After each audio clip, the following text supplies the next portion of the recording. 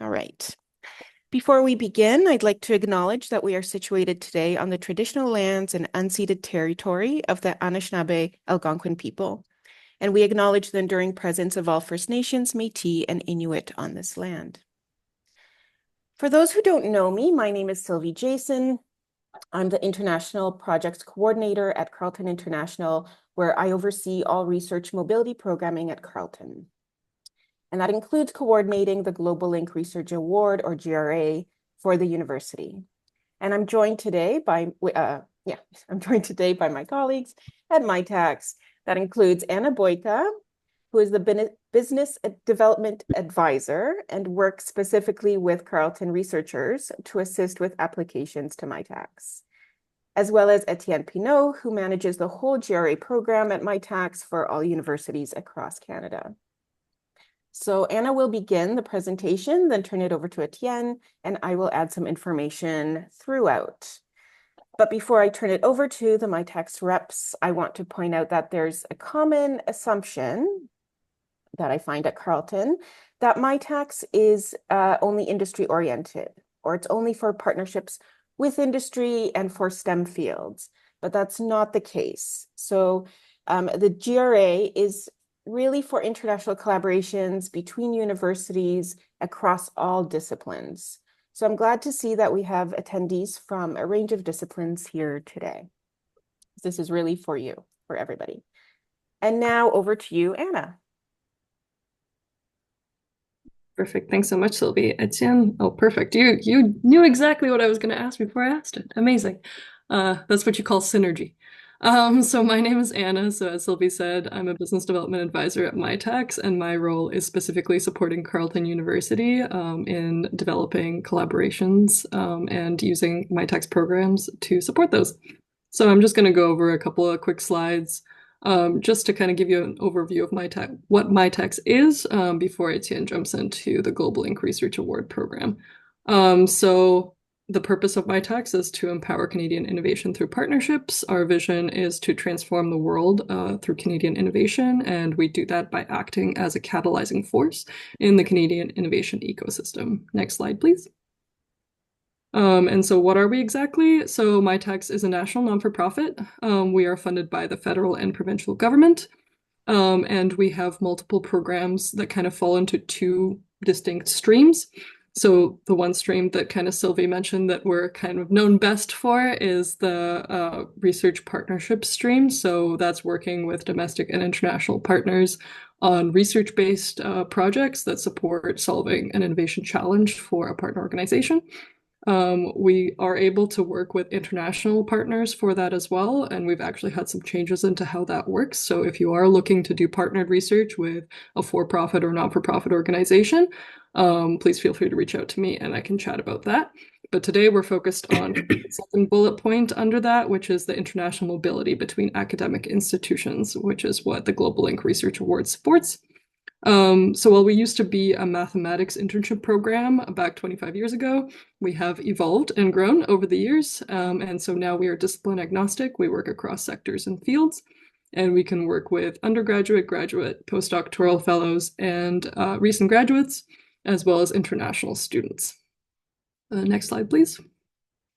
So the last thing I'll say before I pass it over to Etienne is that under that international mobility stream, we have two distinct programs which sound extremely similar in their titles. So I wanted to just explain that before we dive in so you know what we're talking about. So the Globalink Research Award, or GRA, is a flexible program that's geared towards students across all degree levels, and it supports bilateral travel, so incoming to Canada and outgoing from Canada to eligible international regions. Again, students at all degree levels. It doesn't have a deadline outside of some special calls that we do a few times a year, including one that just closed to Japan. And it supports research projects that are 12 to 24 weeks in duration with $6,000 worth of funding. Not to be confused with our very similarly named Globalink Research Internships. So the Globalink Research Internship is intended for inbound summer internships for upper level undergraduate students from eligible international regions. So it's only inbound, it is not outbound, and it is one of our only programs that has a very structured, deadline-driven process. So the call for faculty and students for the summer of 2025 is actually already in process right now. So for any faculty on this call that are interested in hosting undergraduate students in the future, so not this coming summer, but the one after, please let me know and I can make sure you're on the correct mailing list so that you get all that information for when the call opens up for the next round. But yes, today we're talking about just the GRA. And with that, I'll pass you over to our resident expert, Etienne. Thank you, Anna. All right, so what is the GRA, Globalink Research Award program? So I want to start with the basics. So as it was mentioned already, the GRA program is really there to connect universities in Canada and universities abroad in the list of eligible countries and region. Maybe just a few words on that list. So most countries in the world are eligible, especially for inbound. The only two exceptions are North Korea and Russia. And then for outbound, it's based on the Canadian government list of travel advisories. So if a country or region are safe, then you could go. But if there's anything unsafe, then it's not eligible anymore. So all that to say that the vast majority of countries are eligible. The program is open to senior undergrad. What we mean by that is the student has to have completed the first year of their undergrad to do an internship. Other than that, master's and PhD students are eligible and postdoctoral fellow. The base award is 6,000 travel grant to or from Canada, so it's bilateral. And on one project, you could have multiple interns coming inbound or outbound. So that's a possibility. The project is 12 to 24 weeks in duration. And for each of these projects, you always have one supervisor at Carleton, and you would have another supervisor at the university abroad. It's also possible to have co-supervisors. So you could have one extra co-supervisor at each university, but that's the maximum. It's also open to students across all disciplines. So Sylvie mentioned it, Anna as well. So I'm saying it again, please, any topic is eligible. That doesn't impact the fact the project will be awarded or not. So it's really open to everything. And I think, Sylvie, you had something you wanted to add on that slide. I did, yes. That although the GRA is for student mobility, it's not just for grad students to do research towards their thesis. This is another kind of common assumption. And it can certainly be used that way. Students have applied directly and with supervisors, but it's really for their thesis work. But what we really want to emphasize today and why we wanted to do this info session is to point out that faculty members can use this as well. And to have basically one or several students, inbound and or outbound or a combination, to work on joint research projects with international partners. So students, like I said, can be both inbound and outbound. And then that kind of student mobility is a means of moving research forward, developing young researchers, and building, strengthening, or even just testing out an international partnership. All right, thank you, Sylvie. Now, other program features. So there is a possibility to do up to 25% of the internship at the home institution. So let's say a project is 12 weeks duration. This means that if it's a project in France, for example, it's a student from Carleton. So the student could start the project 3 weeks at Carleton and then go to France for 9 weeks. So sometimes for a few projects, this could be interesting because it gives more resources for when the intern is abroad. Also, it's possible to have up to 5 interns per project between 2 universities. So let's say the same project between, let's say, HEC Paris and Carleton. So there could be 2 interns from Carleton going to Paris and then 3 interns from Paris coming to Carleton. One thing that is important to note is that the interns can also travel at different moments on the same project. So you could have the 2 first interns from Carleton going to France a specific date, working on a research project over there with the interns in France and their professor. And then when these 2 interns have finished their internship, they would go back to Carleton. And at that moment, you could have the 3 interns from Paris coming to Carleton to continue working on this collaboration. So this flexibility can be interesting for bigger projects. Oh, did you have no, nothing to say here, right? Okay, perfect. Then we have this special quantum offering. So this will probably not apply to everyone here, so I'll go quickly on this. But we do have additional funding for anything related to quantum. I put the definition here of what we mean by quantum. However, this being said, it's really open to self-declaration. So if a professor says that their project is in quantum, we won't be very strict on this. So as long as it's honest, then it will fit. So we do have a definition, but please note that, for example, here we don't mention quantum physics, but of course, quantum physics will be eligible. It's just to give an idea of what we mean. The difference also with the quantum offering is that there's more funding available for each intern. So now the program, the GRA program, is $6,000 for 12 to 24 weeks. In quantum, it's possible to have up to $12,000 for the same project, as long as the project is longer than 24 weeks, up to 48. So I would say here the sweet spot is 24 weeks, because at that length of projects, this is the most fun that the intern can get for the shortest period.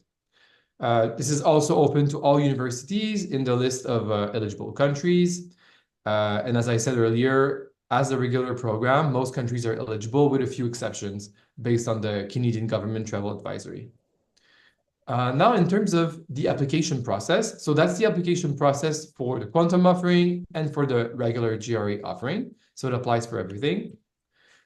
We do have an online portal where applicants will need to create their profile and start their application and fill in their personal information and then complete their proposal there. There's a research proposal that you can find on the portal that is a Word document that you can download and complete and upload back. And this is something that you could prepare in advance and potentially show Anna for a pre-review so she can let you know if there's anything missing or if there's any issue at that stage. So that can save you some time later on. Okay, I think I've mentioned that. Sylvie, anything to add here? No, not here.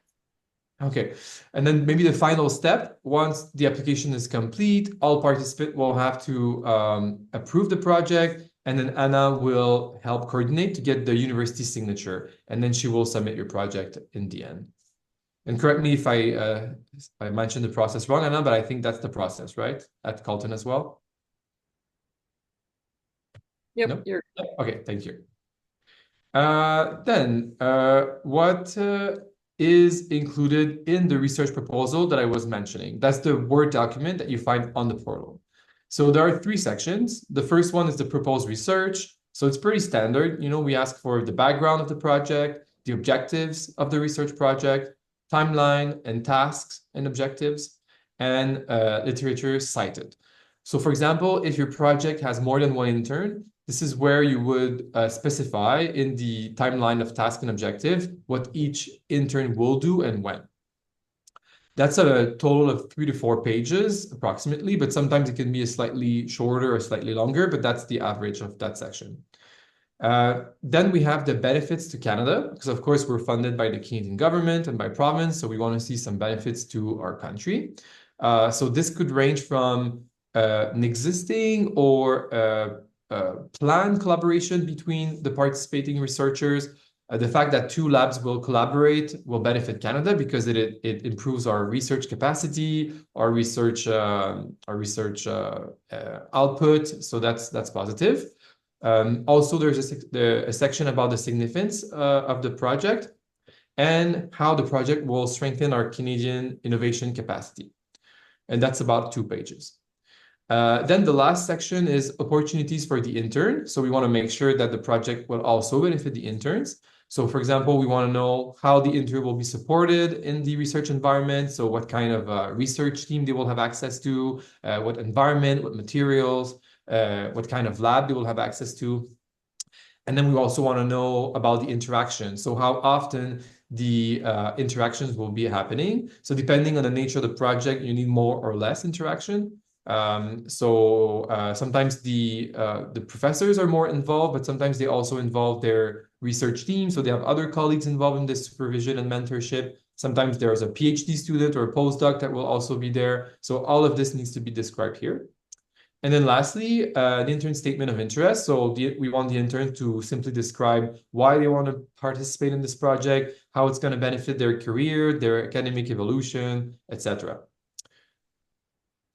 Now, in terms of the application process, so a few things to note. So first of all, we have a website. Sometimes it can be confusing. I must agree on that. So if ever you have any questions on this, don't hesitate to contact Anna. That's why we have advisors in all universities in Canada. It's really to support the interns and the professor. If you are thinking about a project, if you're an intern, for example, I think it is best, and even a professor, it's usually easier to start with a pre-existing collaboration when you're thinking about this project. So for interns, if you have a brief idea of where you want to go, you could have a discussion with your professor at Carleton and seeing if their pre-existing relationship or collaboration could be something interesting for you. And that's usually easier to build a project on that. I think one thing to note as well is that the program is non-competitive. However, the funding is not guaranteed because we have limited funding. So depending on the demand, we can award more or less awards. That being said, usually if you plan on time and in advance, the projects are awarded unless there's something really missing. And even if something is missing, we usually give a second chance. Our research team may contact participants after the submission to ask to complete one session or give more information about another one. So we recommend that applicants should apply at least 16 weeks in advance for travel of the travel date. That gives enough time for us to review the project, give the decision, but also for participant to plan for visa, immigration processes, etc. So depending where the interns are coming from or where the interns from Carleton are going to, this visa process can be longer than shorter. Also, as a general note, we recommend to count at least 1 to 3 weeks to obtain university signature. I don't know how quick Carleton is doing, but I know some university needs 3 weeks. I'm working with other universities that are very quick, so maybe depending on that, you can adjust. But I think 1 to 3 weeks is a safe period to include in your planning.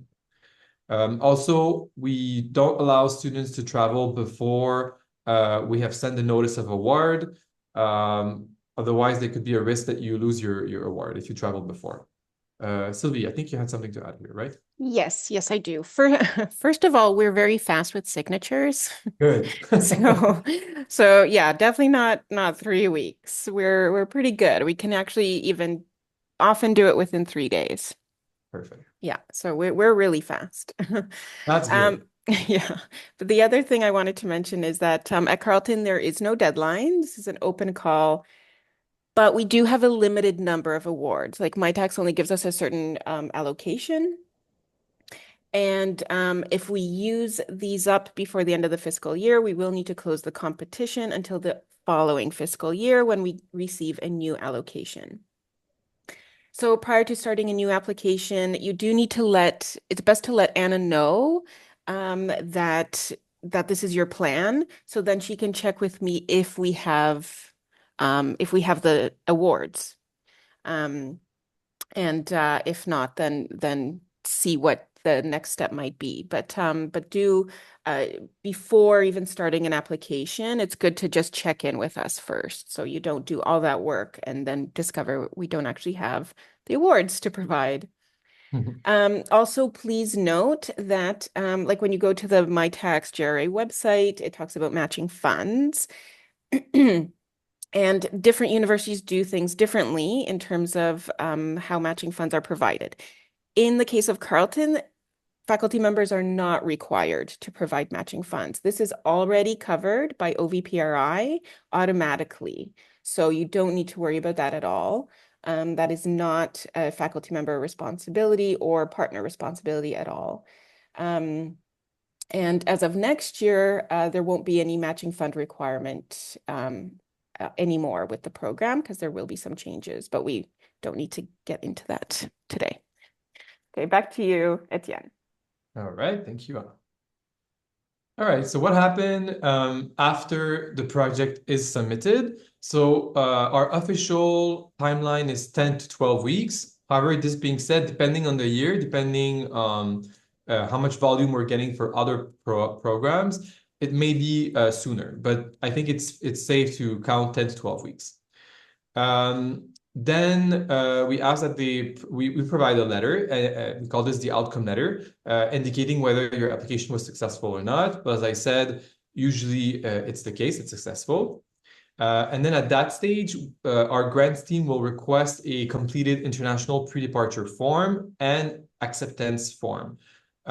Maybe Sylvie, I think you're gonna say something about that, about how it works at Carleton afterwards. So I'll let you talk about that after. But after these documents are sent back to Mitacs, then we will generate what we call an award letter, and then we'll issue the funds to Carleton, so it's transferred to the intern. And then once these two letters are received, then the internship could begin following the receipt of the award letter. That's the last step. So yes, over to you, Sylvie. Okay. Yeah, I just wanted to note that students have 1 year from the date on the approval letter to travel. And so the dates indicated in the proposal are not written in stone. They can totally be adjusted, and sometimes need to be depending on how long it takes to get a visa or work permit, especially for incoming students, and depending on where they're coming from. And related to that, I just want to point out, if there are any questions regarding visas and work permits, please reach out to Carleton International. For incoming students, we assist with the visa or work permit application process and the requirements. For outgoing students, we typically recommend contacting the embassy of the destination country or the host institution. It's because we don't know the requirements for all possible countries, only Canada. But I do sometimes have contacts I can put students in touch with. So feel free to reach out to us, even if you're an outgoing student. Also for outgoing students, I do the pre-departure orientation. So I assist with all paperwork for Mitacs that is required following the approval. And I also pay all incoming students once they arrive. For outgoing students, the Carleton supervisor is responsible for payment, but I do assist with the process and work with research accounting. So I just want to point out that Carleton International provides a lot of administrative support with this program and work with other offices to support students and supervisors. Back to you, Etienne. All right, thank you. All right, so a quick update on research security. So as of October of this year, we have modified our application documents to include 2 questions on research security. So the first one, we request participants to identify if they have any affiliation with what's called the Named Research Organization, so NROs, listed by the Government of Canada. And then we also ask that the participant identify whether the research project is aiming to advance what they call sensitive technologies areas. And for both questions, there's a link provided that participant can click on and then see if their project is listed there. Also, if you require assistance with responding to these declaration, you can always contact Anna, and then she can give you more support if needed. I think also, Sylvia, you had something to add here, right? Yeah. Okay. Yeah, just one quick thing. At Carleton University, we have a director of research security, Jessica Adam, who is familiar with Mitacs and Mitacs's policy on research security. Jessica is available to answer any questions related to research security and the GRA application if needed. So feel free to contact her if just for more information or advice. Perfect. And that's the last slide. So we want to thank our funding partners, the Canadian government, the governments of different provinces and territories. And now it's time for questions or comments. I'm going to stop sharing the screen. Thanks so much, Etienne. So I thought it was probably best to start with summarizing some of the questions in the chat. I had already responded to a bunch of them, but I think a few would be beneficial to respond to out loud. So I'll just kind of read out what the questions are, Etienne, and either you or Sylvie or both can jump in. So the first question was around the $6,000 budget, and asking like how does it work and what it can be used for. Yes, so each university will have their own rules on accounting, but on Mitacs sides, there are three categories in the budget. The first one is called allocation. The second one is travel and living expenses. And the third one is research cost. In the third one, we have a rule that a maximum of 1,500 can be put there. But for the other categories, there are no rule from Mitacs. That being said, most universities will prefer that the whole sum is put into allocation because that's simpler to just transfer the funds to the intern and then they can decide how they want to use the fund. And usually that doesn't trigger any requirements for receipt or invoices. So maybe Sylvie, Nana, you can confirm that that's the case at Carleton as well. Yeah, and for first of all, for outgoing students, I do provide a little info sheet on how my tax sort of can split the the amount up, but our recommendation is to put the whole thing into a stipend. And then it's different for incoming and outgoing. Outgoing in particular, there are like tax the one needs to consider taxes or the what is it, the system we use for reimbursement. So there's various considerations that are different than for incoming, but in either case I think it's just easier to put the entire 6,000 as a stipend for student regardless of incoming or outgoing. It's just an easier approach than splitting that money up in different ways. Perfect. Thank you, Etienne. Sylvie? Okay, the next question was to do with the quantum GRA call. Is there a deadline for that? There are no deadline, but we always recommend that the project is submitted at least 12 weeks in advance. If ever you have like a burning project and you're like, oh no, I'm leaving in 9 weeks, contact me. I'll see what I can do. For quantum, we may be able to bend the rule depending on your situation, but the general rule is no deadline throughout the year. 12 weeks is what we demand, and then we can make some exceptions depending on the case for quantum specifically, but we can't do that for other topics, unfortunately. Thanks, Etienne. And somebody else was asking about the special call, so I thought it would be valuable to ask.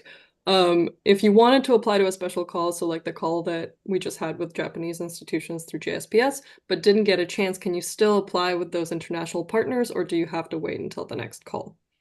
Yeah, great question. So that's a case by case. For Japan specifically, no problem. If you have a project with a university in Japan and you'd like to submit, then you could be in touch with Anna and Sylvie, then they can confirm they still have funding available through their university allocation. So no worries. For other calls, if you are wondering, you should ask Anna.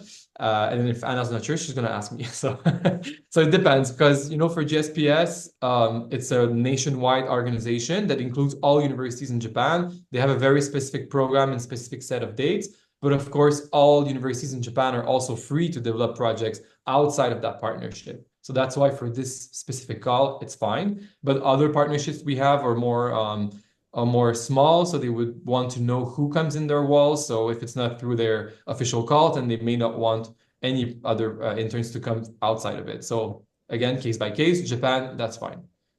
Awesome. Thank you, Etienne. And just to clarify his point, I always ask him 6 million questions. So just assume I'm always asking Etienne. And sorry, Sylvie, you were going to add something? Yeah, sorry, not on that, but I did see another message in the chat about travel cost reimbursement saving the intern on taxes. Yes, absolutely it does, and that's what I mentioned when I give out the info sheet. However, it means that they have to cover everything up front, right? And then they don't get paid until they come back. Whereas with the stipend, they get paid before they go.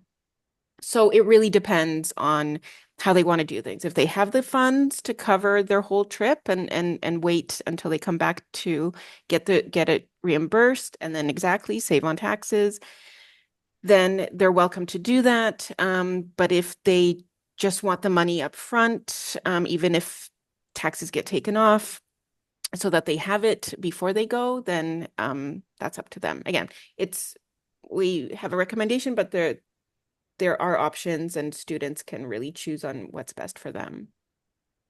Awesome. Thanks so much, Sylvie. And I had one other question that was from earlier on before we kind of jump to, there's a few other ones in the chat, and then maybe other few people want to ask them out loud.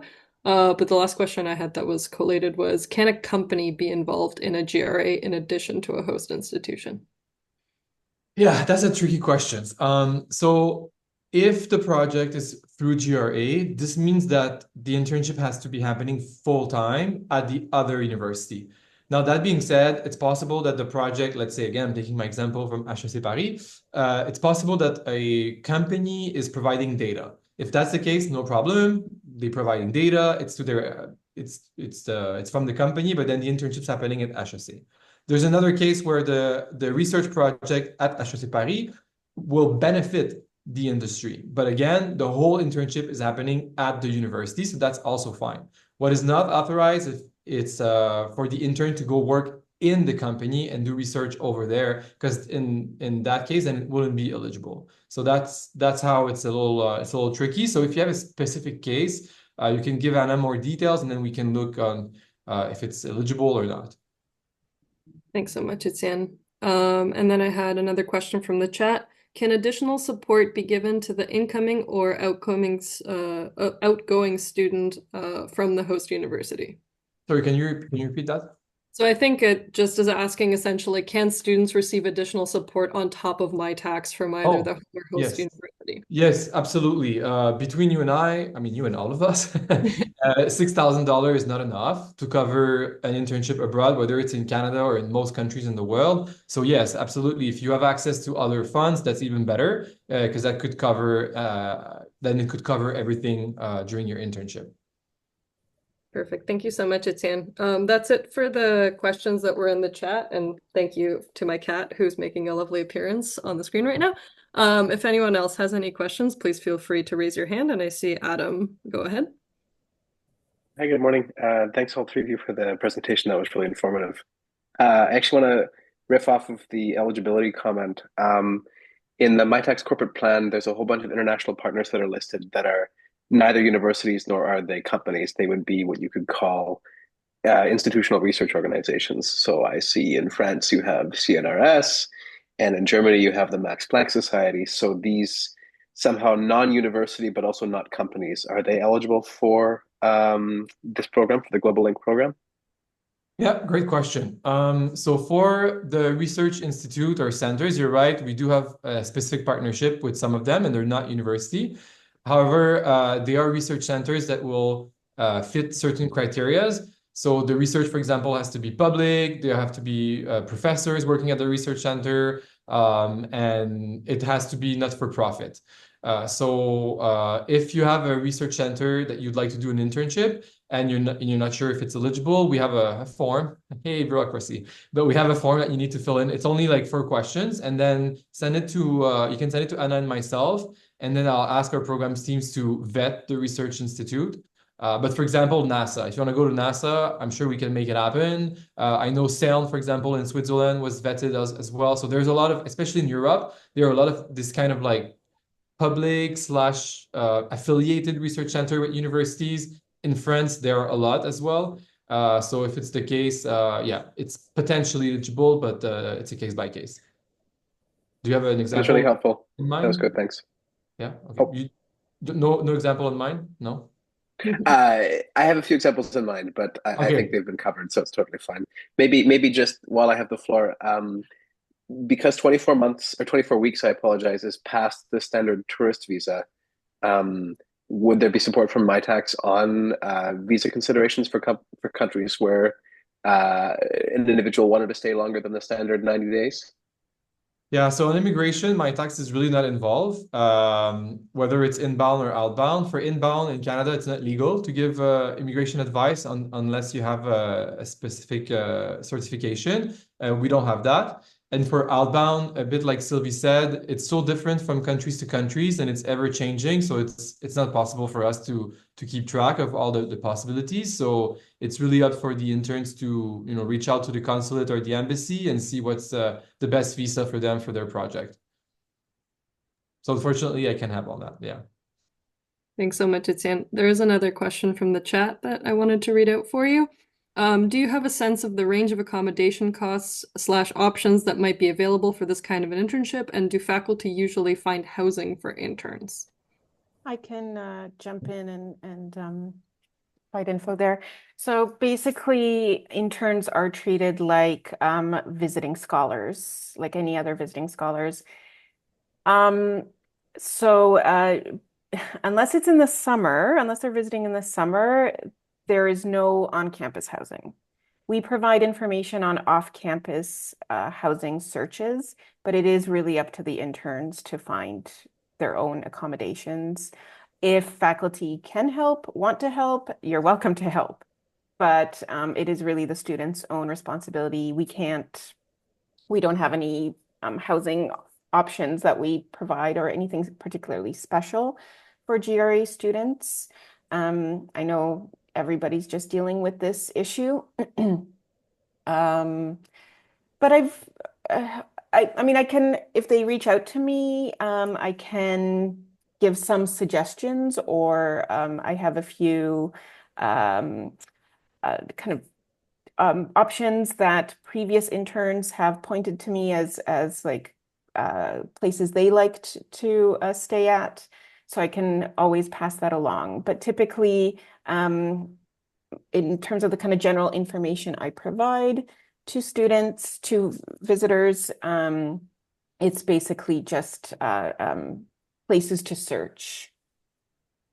Yeah, but there's nothing particularly special for the GRA. It's the same information we provide to any visiting scholars. Yeah, and I would say internationally that would be the same. So it's the responsibility of the intern to find their own accommodation. Some universities abroad may be able to support and may have housing available, but that's really something that's case by case, and that each intern will need to investigate themselves. Thank you so much, Sylvie and Etienne. That was there was a follow-up question asking about the cost range about housing. I don't know if that's a Yeah. question that we can really answer, but I can try. So depends. If you're going to Hong Kong, it's gonna be expensive. If you're going to Bulgaria, it's gonna be cheaper. So it's a very different case from where you're going. There are websites also on Google. If you type life what's it called this? It's a living costs? Yeah, thank you. Living cost per city, and you can use these tools, but it's a really different situation. Even in Canada, if you're in Vancouver and you're in, I don't know, Edmonton, I think the house prices will be quite different. So it's same thing in other countries. Near Carlton. That would be more for Sylvie and Anna. Yeah, I don't know. I haven't I mean, students have found all kinds of different things in previous years and different ranges. Um, I really don't know. And things have been going up so much that it's been a little hard to track. We used to provide more information that gave a breakdown, but it was so out of date, and things have been changing so much in the last year or two that that we stopped providing that. But it is something I should actually ask maybe our more recent visitors what they have found and how much their costs have been. So I can always Monica, get back to you and do just a little bit of research on that in the meantime.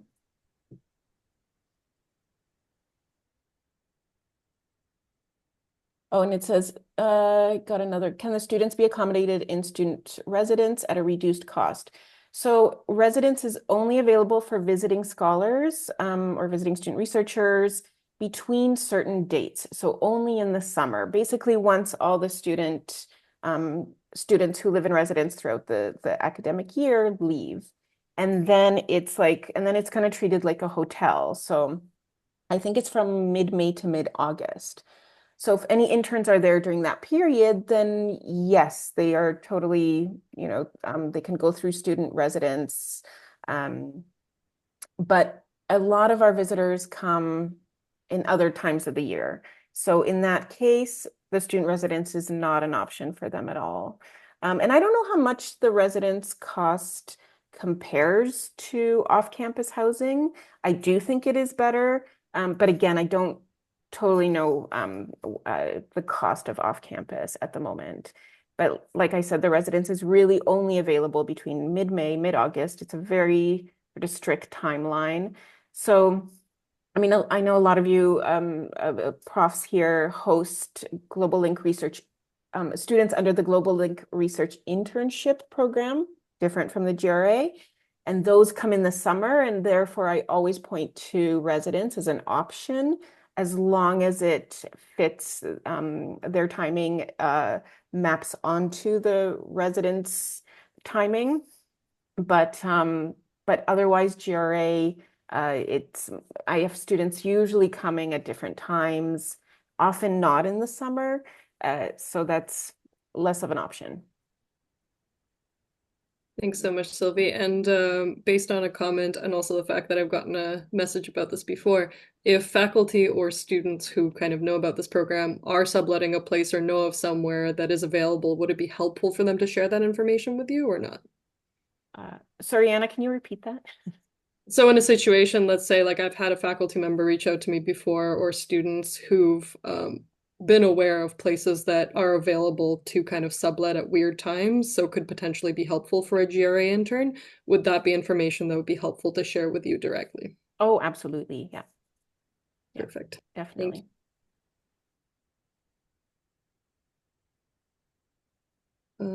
There's a question. I have a student doing a PhD from abroad. Can I bring them through this program? Yes, co-tutel are eligible. So I know this is mostly with friends usually. So if it's the case and they want to come to Carleton for 12 to 24 weeks for a research project within their co-tutel, yes, that's eligible. Thank you, Etienne. That's why we bring him to things like this, because I would never be able to answer that question up front. And he can, which is very helpful. I will say in terms of like different countries, it's what Etienne said earlier in the presentation, where most countries are eligible. It's just dependent on the rules from the government in terms of like where they say somewhere is unsafe. So if you have students incoming from any country aside from, and correct me if I'm wrong, it's I believe just North Korea and Russia that we can't support inbound students to Canada, but otherwise pretty much everywhere else. Do be aware though that there are situations where we don't have an issue with, a student coming from another country. However, for them, it might be challenging to get a visa to come to Canada. We've seen that happen a few times where students have had a significant delay in being able to receive a visa to come to Canada. So it might be a good idea for them to consult on that early on and to build in that buffer time in advance, so that they're not precluded from coming just because they don't get a visa in time. Yeah, that's a very good point. Were there any other questions, comments, concerns, haikus, anecdotes, cute cat videos? We'll take anything. I see that Sri Raman noted Azerbaijan as where he's doing the co-tutel. Is that right? Rather than France? Yeah, that's correct. Yeah. So yes, no problem. Azerbaijan is an eligible country for inbound. For outbound, I didn't have time to check, but I put the link in the chat, so you could check for outbound. But for inbound, no problem. It's eligible. Sure, thanks. Etienne, though, one of the other concerns that I have is this love-hate relationship between India and Canada. So it becomes very difficult to have any sort of relationship with other universities because it can break at any point. It's so fragile. So in such cases, what is your advice regarding using this kind of a program? Oh, that's a good question. I think the biggest challenge with India right now is to obtain visa. So my recommendation is if you still have projects with India, it would be to really plan a lot in advance and to be flexible. So maybe aim for PhD students more because they have usually a longer period of studies. So if ever the visa is not arriving in 6 months, then you can, postpone the travel dates. But for Mitacs specifically, there's no problem at all to work with India with their institution or to send interns over there or to host interns. It's really the visa and immigration that's a challenge. And I think it is in both directions. So it's not just to come to Canada. I think even to go to India is also challenging. True. Thank you. You're welcome. So there was one more question, and it was the minimum duration of 12 weeks combined with the up to 25% at home means that at least 9 weeks has to be spent at the host institution, correct? What would happen if an intern has to come home earlier for program requirements? I mean, the internship has to be happening 9 weeks total minimum abroad and 3 weeks at home. But for program requirements, like what do you mean? Like for the project requirements or for like I'm assuming they mean for their like courses. So yeah, sorry, Adam. Exactly, for courses. So I could just imagine that if you did run into a situation where you only had 2 months and then you had to run home and defend your thesis or something like that. So I just was so wondering if there was a lower floor on if you don't spend at least 9 weeks at the host institution, you disqualify yourself. yeah, so unfortunately, that's really the bare minimum. If it's less than that, I think the only accommodation that we could give is for some extreme situation like a disease or death in the family or things like that. But for defend your thesis or for courses or stuff like that, unfortunately, if that doesn't fit the minimum requirement, it's not eligible. Yeah. And keep in mind, it is flexible in terms of timing. So let's say you apply and you were planning to go in on May 1st, and then you got your outcome letter, it's positive, you're good to go, and then you find out, oh, my thesis defense is 3 weeks into May. How am I going to work around that? You can always change your dates because, as Sylvie said, you have up to a year after your outcome letter to travel. So like once you've left, you would have to leave for the 9 weeks. But if it's before that, you can modify your dates if you need to. Yeah. Maybe another point on that. So yes, you can start your internship 1 year after you receive the outcome letter. However, you still need to be registered full-time in your program. So if you graduate, you're not eligible anymore. So the internship has to happen within your degree. So that's another important thing. You have to keep your status as a student or a postdoc. Yeah. Yeah, we can do recent graduates for some of our other programs, but not for this one. And yes, Sriram, I'm sorry, I saw your message. 9 weeks continuous, correct? Yes, it is 9 weeks Yes. continuous.